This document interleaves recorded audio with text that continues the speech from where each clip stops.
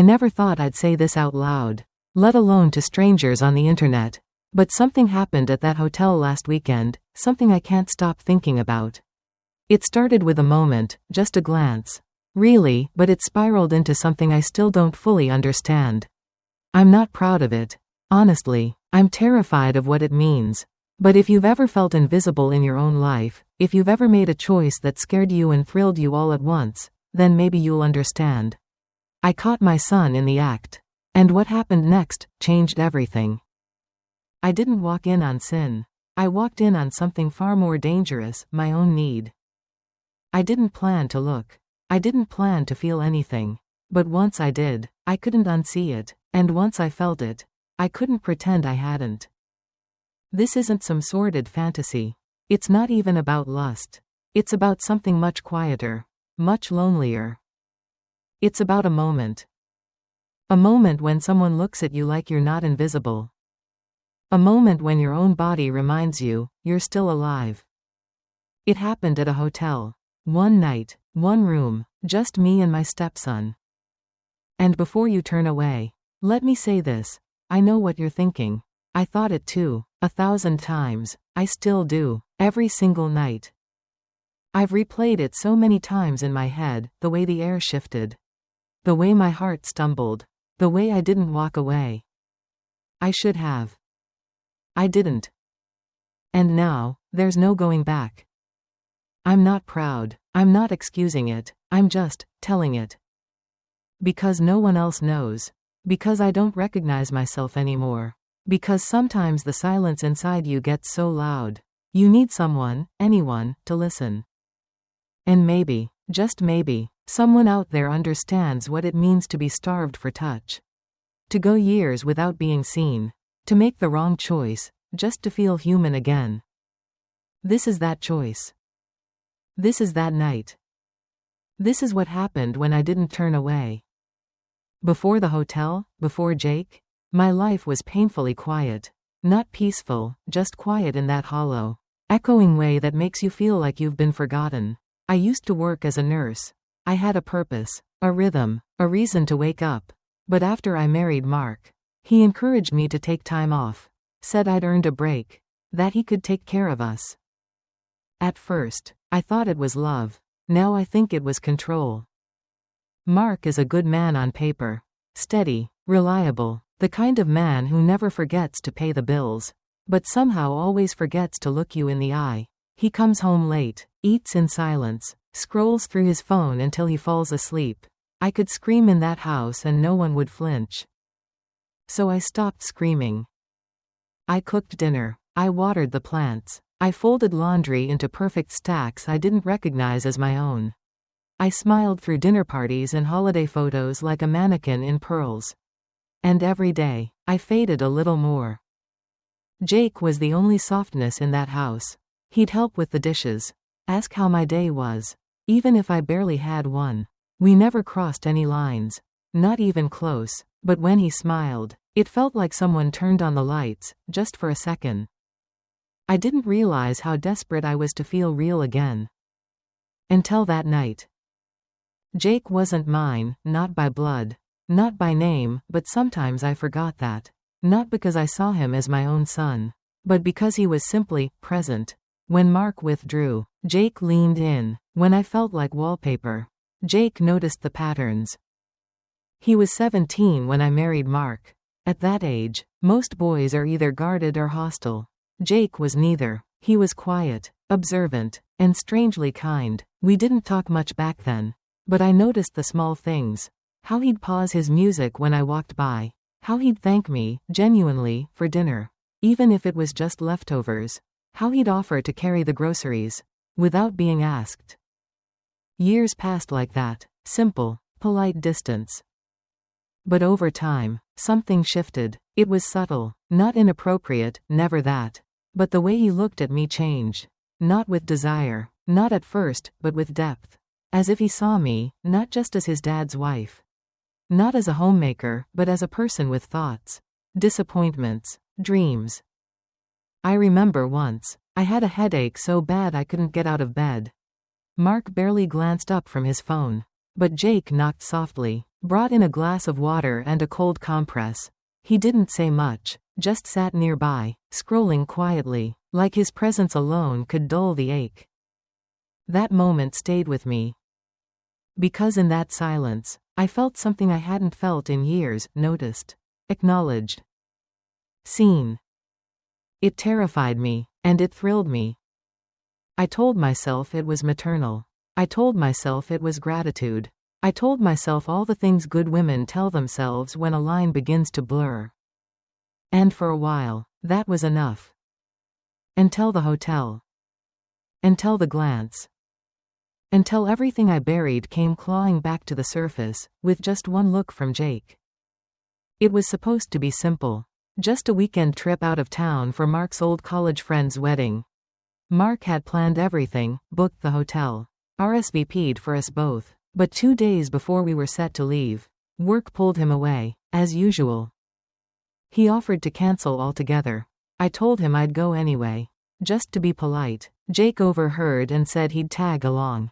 You shouldn't travel alone, he said casually, grabbing his jacket like it was nothing. It felt harmless.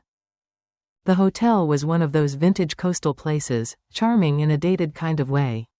High ceilings, floral wallpaper, and a lobby that smelled faintly of lemon polish and saltwater. At check-in, they told us there'd been a booking error, only one room left. 2 beds, but just one room. I hesitated. Jake didn't. It's fine, Lisa, we're both adults, he said, smiling gently. It's just one night. I smiled back, too quickly. Right, one night. The room itself was clean but intimate. Twin beds pushed against opposite walls, soft lamp light, and an old radiator that hummed like a lullaby. I unpacked slowly, trying not to overthink things. Jake kicked off his shoes and laid back, scrolling on his phone like he didn't have a single concern in the world. But I did. Not because I didn't trust him, but because some part of me didn't trust myself. There was something about the silence, about being away from home, about being seen without Mark around. I felt exposed, but not unsafe. I felt more like myself than I had in a long time. And that scared me more than anything.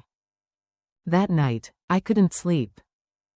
Jake had drifted off hours earlier, breathing steady, one arm tossed over his pillow. I lay in the other bed, staring at the cracked ceiling, my thoughts a tangle of nerves and noise. The room was too quiet. The kind of quiet that amplifies everything inside you. I turned to face the window, moonlight pouring in like silk. Then I heard movement, a rustle of sheets. I didn't mean to look. I really didn't, but something pulled me. Jake was sitting up, unaware, his back slightly hunched, head tilted downward, his hands moving beneath the sheets in a rhythm that left no room for misinterpretation. My breath caught. I should have turned away. I should have closed my eyes and buried myself under the covers. But I didn't. I froze, heart pounding so loudly I was afraid it might wake him. His face, it wasn't lustful. It was vulnerable, focused, almost sad. It wasn't the act that shocked me, it was how human he looked. How alone. Something in me cracked open, not out of desire, out of recognition. Because I knew that feeling. Of being so full of ache, so empty with need, you don't know what to do with your hands at night. I pulled the blanket to my chest, trembling. I wasn't supposed to be part of that moment, but somehow, I already was. He didn't see me watching. But I saw him. And in some quiet, shameful part of me, I wanted him to see me, too. The next morning, we didn't speak of it. Jake acted as if nothing had happened. He stretched, yawned, thanked me for the extra pillow like any polite young man would. And I nodded, pretending I hadn't watched him the night before with a lump in my throat and heat in my chest. We packed in silence. I couldn't look him in the eye.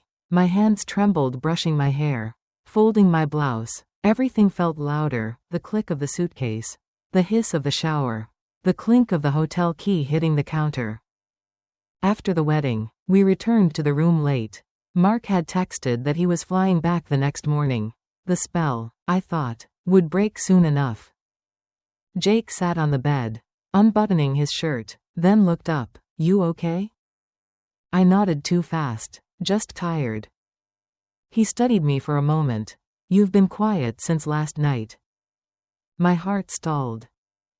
I tried to lie. "It's nothing." But he didn't buy it. "You saw me, didn't you?" I froze. He didn't flinch, just lowered his eyes. "I'm sorry."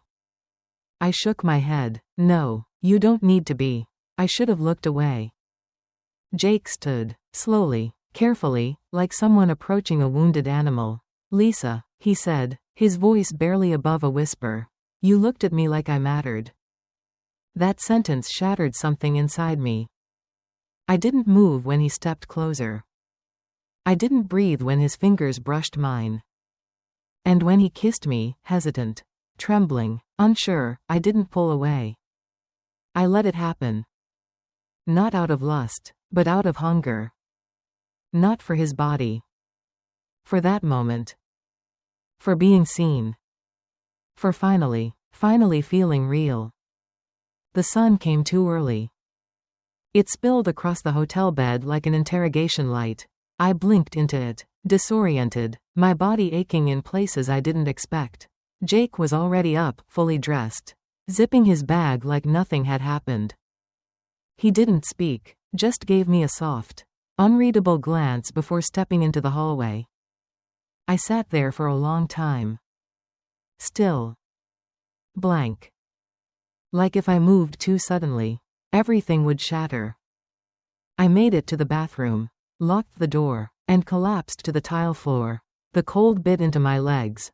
I didn't cry at first. I just sat there, hugging my knees, numb. Then the tears came. Silent, heaving, uncontrollable. I pressed my fist to my mouth to muffle the sound. Not out of shame, though there was plenty of that, but because the sobs felt too big for this world. I wept for who I used to be. For the version of me that could still be trusted. For the woman who used to sleep next to her husband and believe that was enough. When it was over, I washed my face, brushed my hair, put on lipstick. I zipped my suitcase and stepped out like nothing had broken. But everything had. At home, Mark was waiting. He kissed my cheek absently and went back to scrolling his phone. I couldn't tell if he sensed anything. I didn't dare look long enough to find out. Jake disappeared upstairs. I stood alone in the kitchen, gripping the countertop like it might hold me together. That night, lying next to Mark in our bed, I stared at the ceiling, wide awake. His body faced the other way, as usual. He hadn't touched me in weeks. But Jake had. And I hated myself for remembering the difference. For the next few days, we pretended. Pretended nothing happened. Pretended we hadn't crossed a line so sharp it left us both bleeding in silence. I moved through the house like a ghost in pearls, polite, efficient, hollow. Jake avoided me, not coldly, just cautiously, like I might shatter if he looked too long. I appreciated the distance, needed it, but every time he passed by, my skin prickled. Every time our eyes almost met, I had to remind myself, it was a mistake. It's over. It has to be. Then came the email. Just a generic message from the hotel, thanking us for our stay. At the bottom, in fine print, a single line, "For your safety. All hallway footage is retained for 7 days." My stomach dropped. I stared at that sentence until the screen blurred. I remembered the hallway. I remembered his hand brushing mine as we slipped back into the room after the wedding. I remembered leaning into him, just for a second, before closing the door. Had anyone seen? Was anyone watching? I told myself it was nothing. We hadn't done anything out there. Nothing explicit, just energy. But energy can be caught on camera too. In glances, in timing, in the wrong context. Even a shadow can look like guilt. I deleted the email. But I couldn't delete the panic. What if Mark saw something? What if someone else already had? And worse, what if part of me didn't care? 3 days passed. Mark never said a word. No strange questions, no change in tone, just the same detached routine, coffee, news, silence. But something about the way he looked at me lingered. Too neutral, too polite, as if he was waiting for me to say something first. I started to wonder, did he know? Had he seen something? Or was I just unraveling under the weight of my own guilt? That evening, as I folded laundry in the bedroom, a soft knock came at the door. Jake. He didn't step inside, just stood in the hallway, hands in his pockets, eyes low. "I'm not here to make things worse," he said quietly. I said nothing. "I just needed to tell you something," he continued. "That night, I didn't plan it, I didn't expect anything." I looked at him then. He was trembling. "I've felt invisible for a long time," he whispered, "but when you looked at me, really looked at me, I didn't feel broken." My throat tightened. "You didn't do anything wrong," he said. I crossed the line. "No," I said, barely above a whisper, "we both did." He nodded slowly. "I just needed you to know, you made me feel human. And I'm sorry if that cost you anything." Then he left. And I stood there, clutching a warm towel to my chest like it could hold me together. Because the truth was, I hadn't felt human in years. And that scared me more than anything we'd done. I still hear his footsteps in the hallway. Even now, weeks later, even after we've agreed, without saying a word, to pretend it never happened. Jake keeps his distance, polite, careful, but every now and then, our eyes meet, just for a second too long. And it all comes rushing back.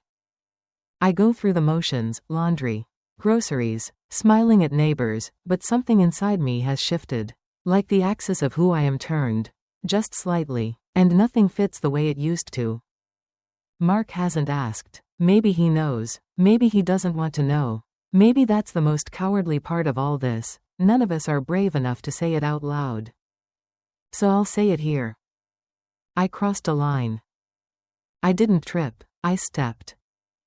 And for one impossible, terrifying, beautiful moment, I felt real. I felt seen, not as a mother, not as a wife, as a woman with skin and breath and longing. Does that make me a monster? Or just human? I don't know what happens next. I don't know how long we can keep pretending. But I know this: silence doesn't erase the truth. It just tucks it deeper into your bones. So tell me. If someone looked at you like you were more than invisible, if they touched a part of you your whole life had ignored, would you run? Or would you stay in the dark and let it burn?